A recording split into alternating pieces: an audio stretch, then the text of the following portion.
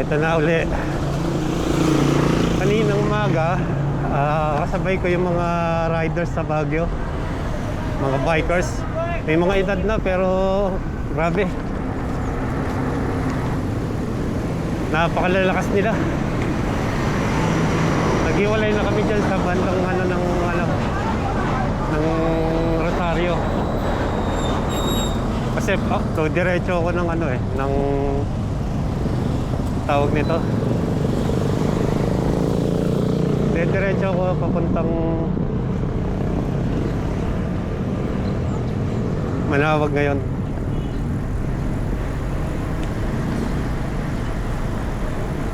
Ito yung susunod na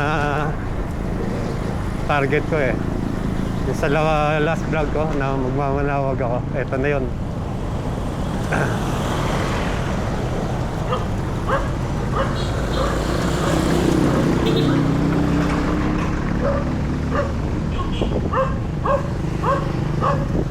Ito mag-chill ride lang muna ako.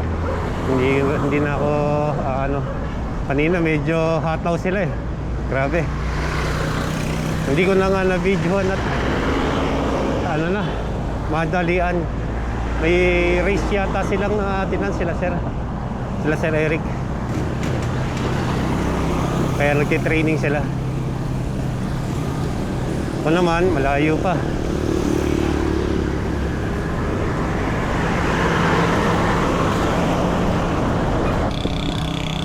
Dito pa lang ako sa ng Sampabian.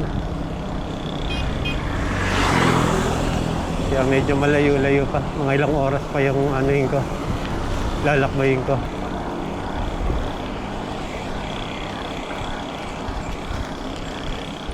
Buti naman, medyo makulimlim ngayon. Nung last time akong ganito rin ang panahon eh. Kaya medyo masarap mag-ride. Hindi nakakalaswag.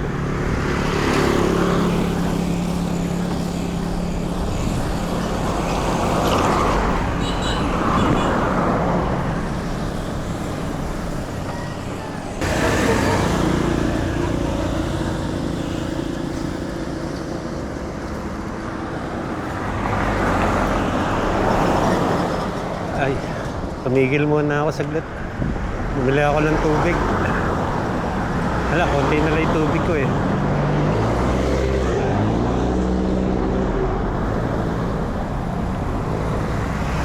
Ayos na ayos yung makulimlim na.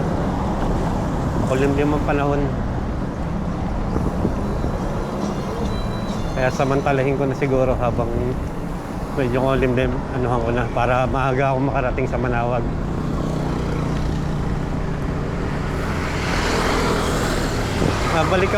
Mabalik tayo kanina sa sinasabi ko.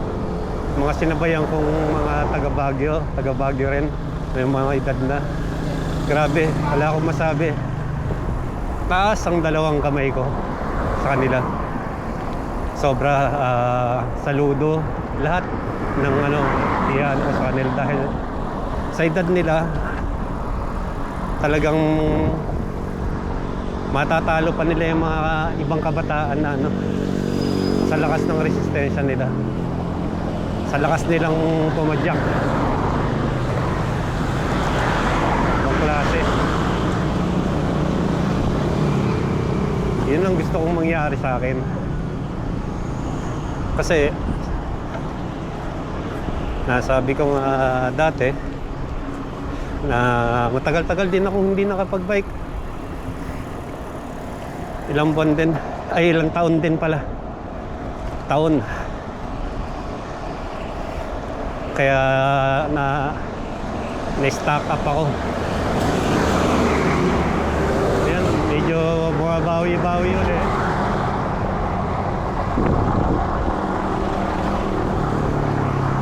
Konting ensayo. Para pagka sumabay uli ako sa kanila, sa mga grupo ni Sir Eric, makakasabay na ako.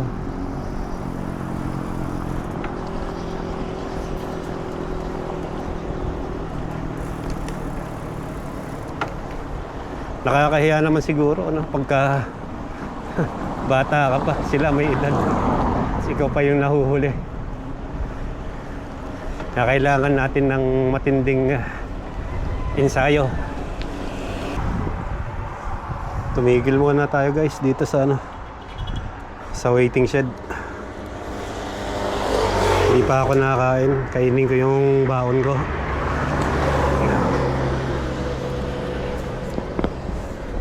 Para may energy sa pagpadyak.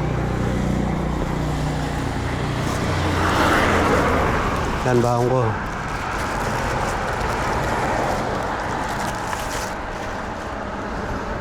Pandesal.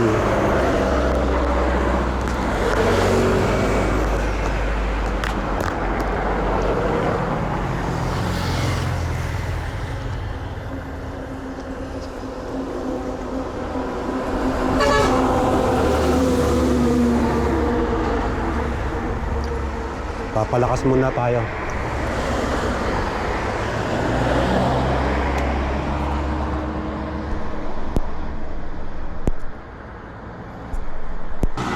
Yan nga guys, dyan ako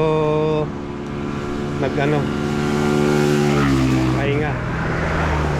Medyo maambon-ambon kanina eh. Kaya inano ko na lang din na magpahinga. Medyo maalon ngayon. Tay, maambon na naman. Silong muna ako.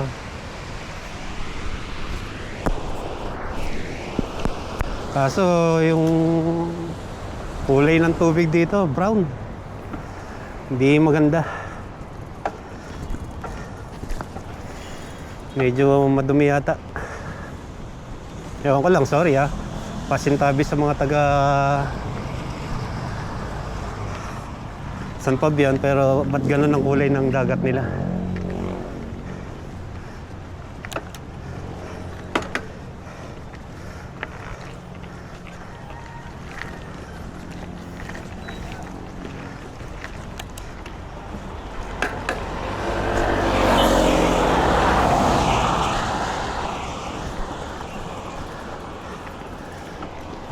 Ambon na naman, Lord. Ano ba yan?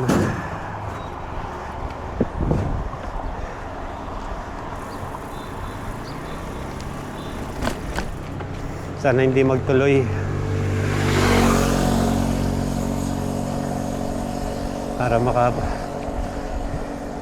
Para dire-diretso ang biyahe ko papuntang Manawag.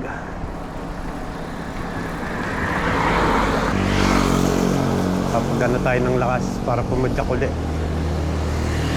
Hindi na, medyo wala na lalambot na rin ako Ikaw ba naman pagkano wala pang kain-kain, larga na agad. Talagang lalambot ka nga.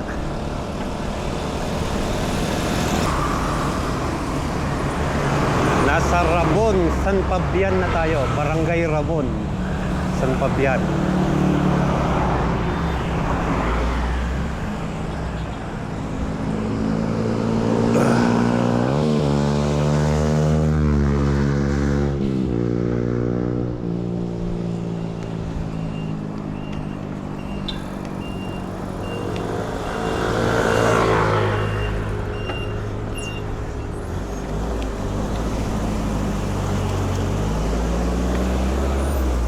Medyo nananakit na yung wet packs ko. Hindi ako kasi nagsuot ng ng may padding. Sinasanay ko yung ko na walang padding, para pagka halimbawang nag-race ako ng walang padding sa upuan, kayang-kaya.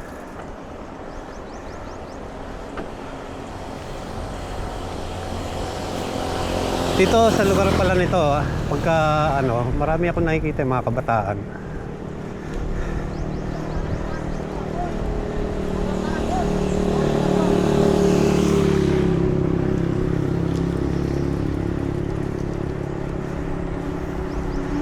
Maraming mga kabataan nagbabike dito, mga nagtitraining. Lalo na yung mga race, mga nagre-race. Marami rito niyan. Ganda kasi ng daan nila dito eh. Maayos, smooth na smooth. Kaya kung gusto mong dito sa lugar ng Sampabian, magandang daan. Malapit ka dito, napakaswerte mo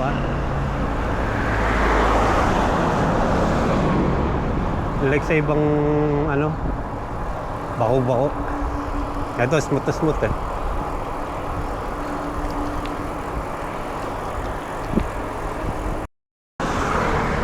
Medyo maano ang panahon ngayon.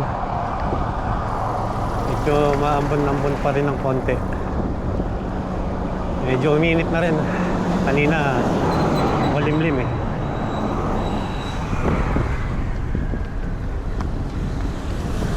Ka 59 kilometers na ako. Hindi ko alam kung ilang kilometer pa mula Manawag.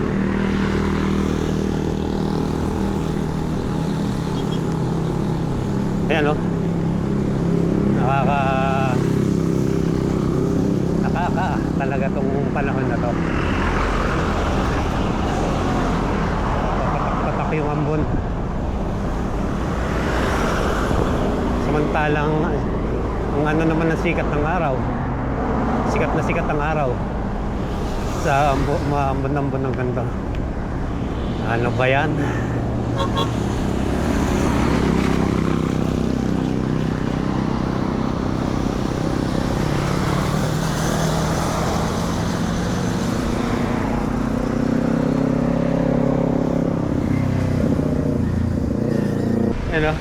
Mga dito tayo saglit, mga palaisdaan dito sa Sampabian.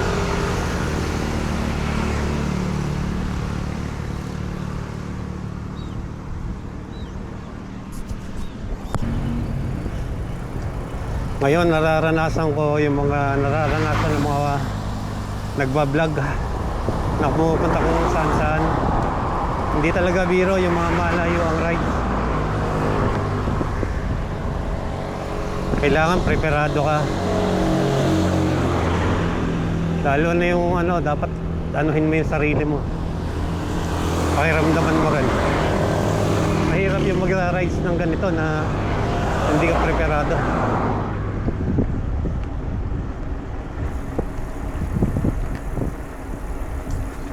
Lalo na kung siguro medyo ang kalusugan mo. Huwag mong bibiglain. Ikaw rin ang mahihirapan eh. Totoo yan. Ako, naman ako eh. Kumbaga, sa akin, hindi ko, katulad nito, nagbabike ako, hindi ko minamadali. Mahirap eh. Minadali ko, ako naman ang mabiperwisyo.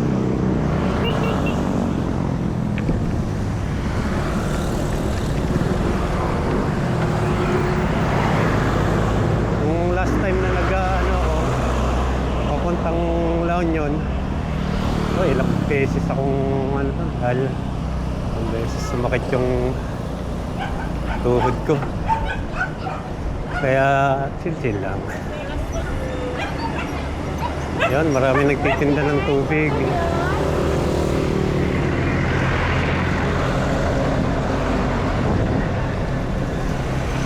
Sarap ang tubig dito.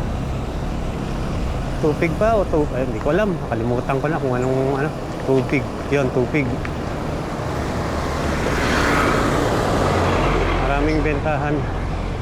Halos sa hilera sila.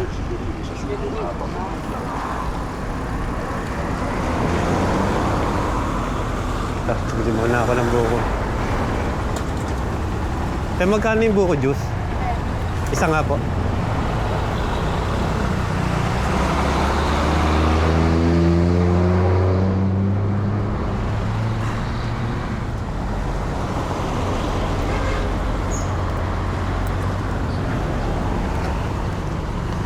Thank you po.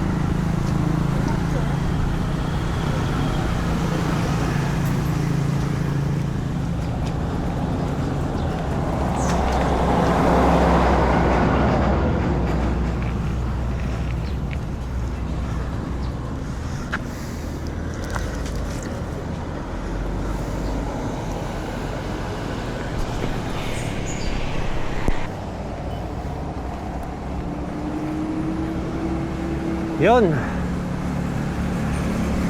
Dito na tayo sa Barangay Poblasyon.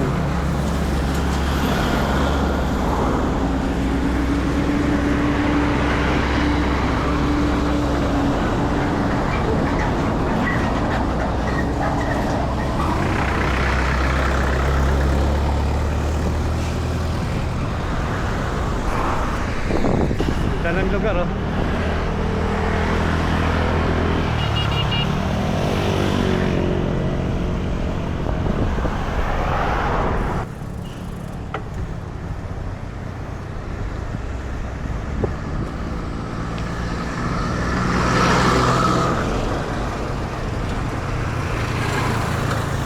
Siguro marami rin pala isdaan dito sa ano eh, San Fabian. Tulad ng nakita nyo kanina, mga kapatid. Nung pinakita ko na tumigil ako, pala isdaan yun eh.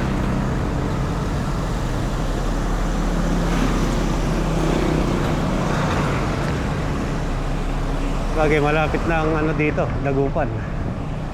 Marami rin pala isdaan doon. Doon talaga sikat na sikat. Lalo na yung bangus. At sinabing galing Dagupan, quality. Dito na ako sa Kayama Bridge.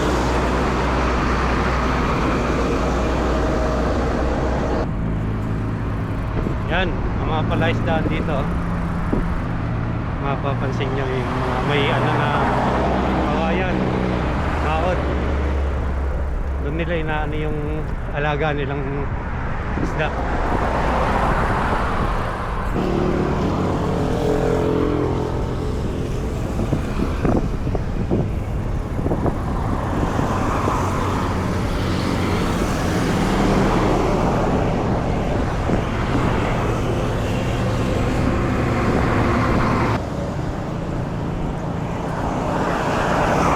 Yun, malapit na tayo sa Mangaldan, sa arko ng Mangaldan.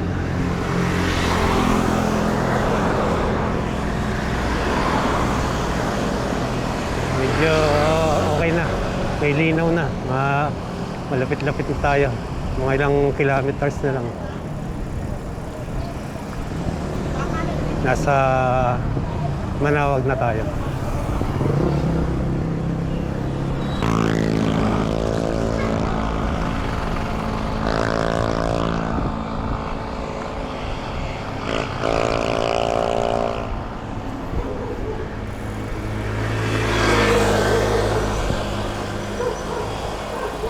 Biglang uminit na.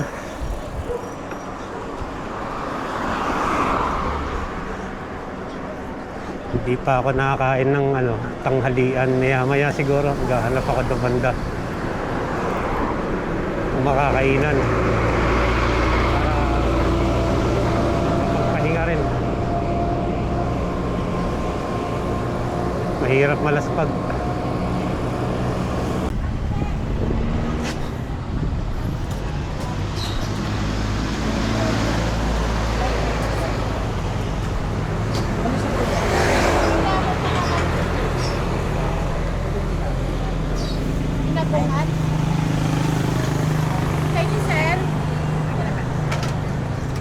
Ano yung nakatakip doon, te? Kare-kare. Kare-kare. Sinigang to, te? Sinigang. Kanin, tapos yung kanin. Ay, doon ata. Sa kalahan. Anong isda po to, te? Salmon. Salmon.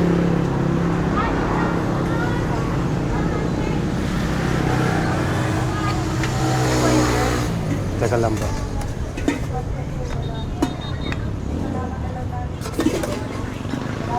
Kay laing. Ayun, laing po yun. Ito, te, ano nandito? Balato. Ha? Balato. Monggo. Pwedeng kalahating laing. Bed. Saka Balot. hindi, dito po kakain. Saka binagoongan na lang din, te.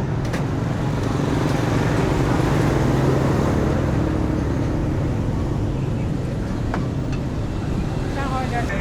1 to 2 May soft drinks kayo? Te, may coke po kayo? Isa nga po.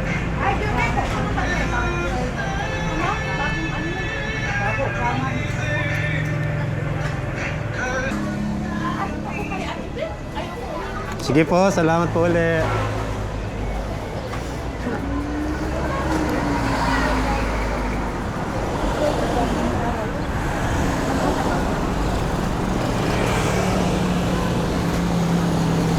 Sige po, salamat.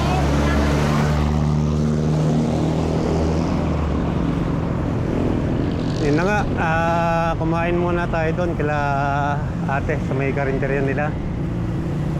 Pahinga rin ng mga ilang minuto. Siguro mahigit isang oras na lang, nasa Manawag na rin ako. Konting padyak na lang.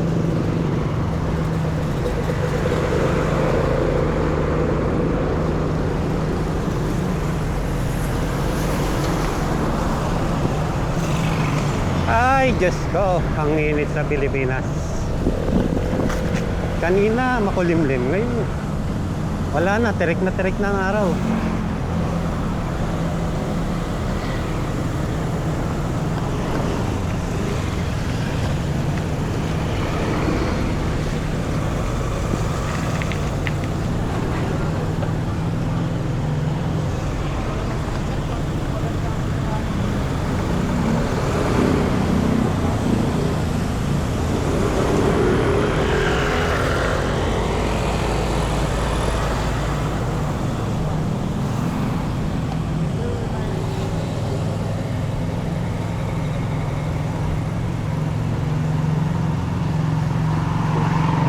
Gising ko man ay salamin ko.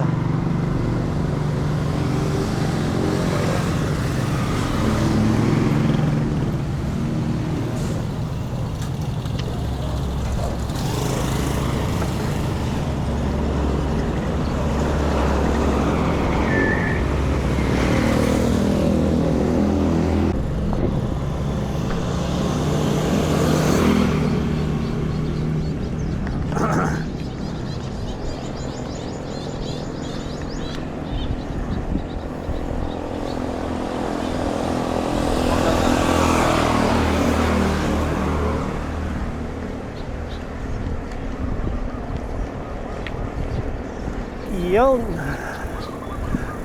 Nandito na tayo sa Manawag, mga kapatid. Sa wakas. After 24 years, nakarating din.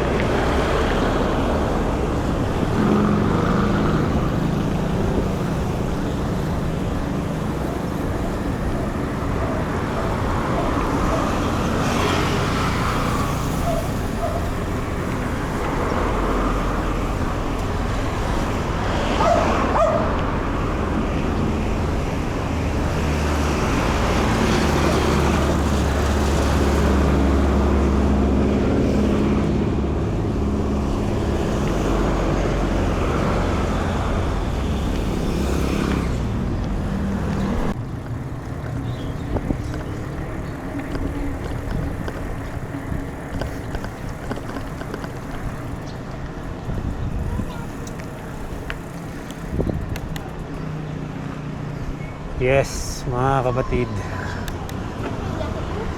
Eto. Ilang minuto na lang, nasa simbahan na tayo.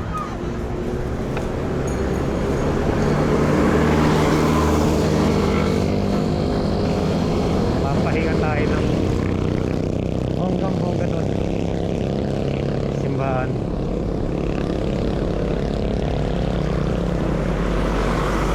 Siyempre, maganda yan. Dasal na rin tayo.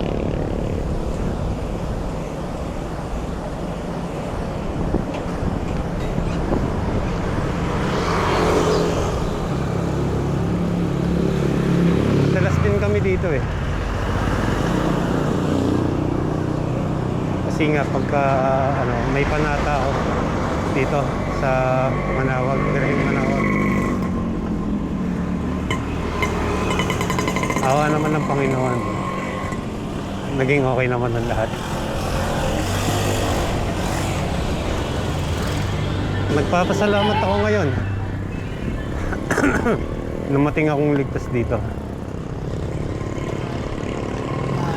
Smooth ang paglalakbay natin. Ayan na. Abot na ako ng simbahan.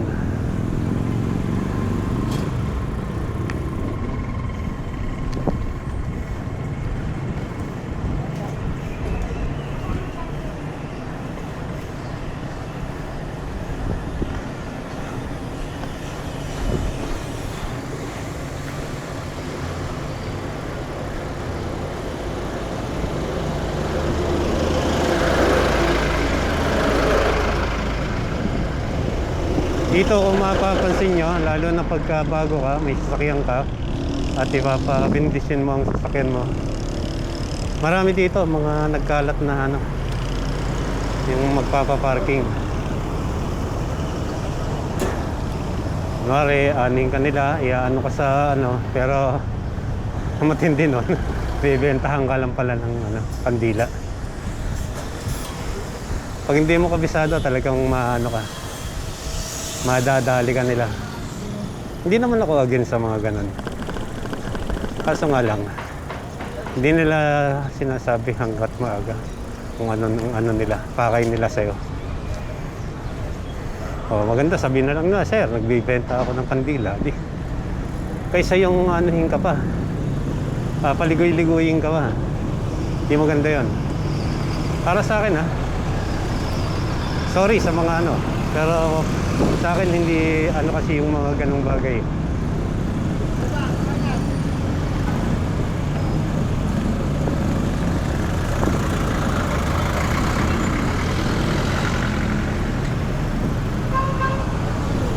Iyon. Eto na. Malapit na, malapit na.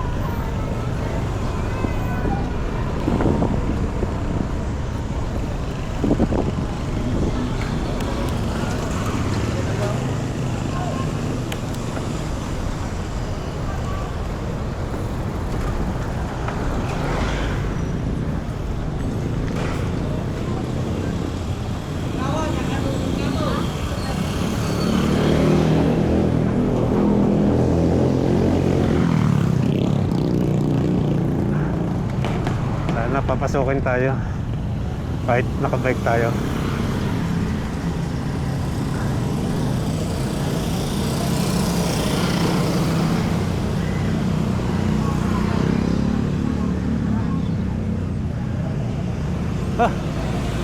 Marami pa rin tao kahit gantong araw.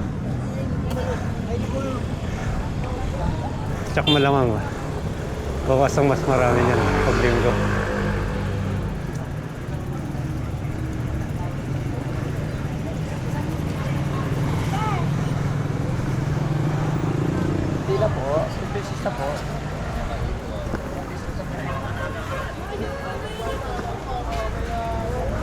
Ayan, buti naman nakapasok tayo.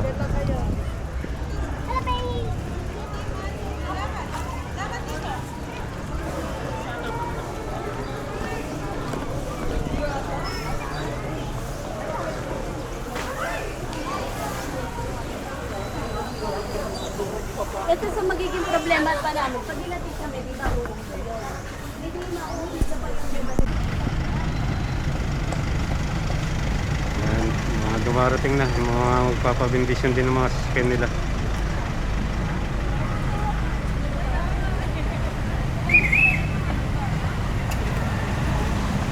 Araw-araw naman yata pwede ka magano dito, magpabindisyon.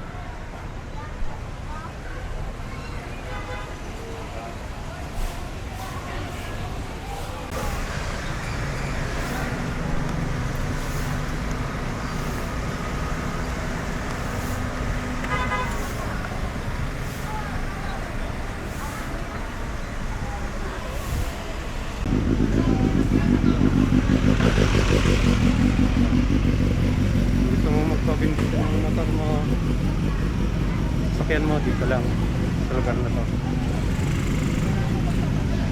Yan, pumipila na sila para sa pagpapindisyon ng motor.